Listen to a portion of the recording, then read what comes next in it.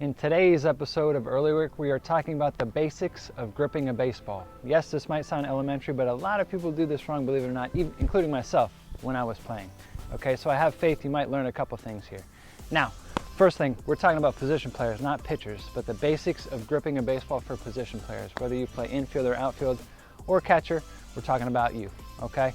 And the kind of throw or the kind of grip we want to give our infielders when we're playing catch or when we're making a play here is a four-seam grip and a four-seam throw, okay? Maximizing backspin, velocity, and consistency. Consistency is the main thing we're working on here, okay? As baseball players, trying to be consistent. So I'm gonna give you a few tips on gripping the baseball that's gonna make you more consistent and help you throw with higher velocity across the field, okay?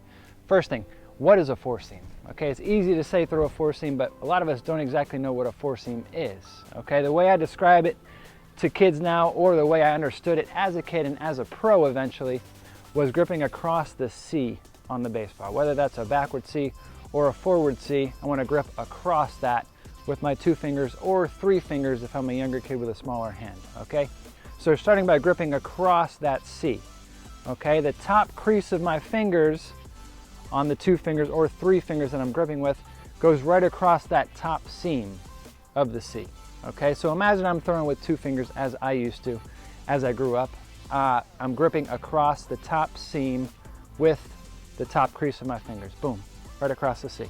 Now, on top of that, the width of my fingers is a big, big deal. Okay, the reason being is the wider my fingers get, the less velocity I'm gonna be able to create because there's less force directly behind the baseball.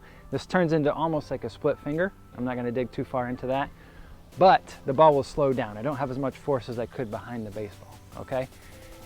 Not too wide, not too narrow, okay? If we get too close together, now we lose consistency or control. It's easy to have weight on either side of the baseball and end up cutting or sinking the ball if I'm not perfectly behind the baseball with those 2 fingers. So the width is about there, all right? And I know I say there, this is a way to measure it.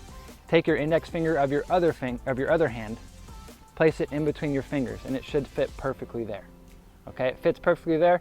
That is the correct width I want between my fingers. Okay, again, 2 fingers or 3, we can do the same test.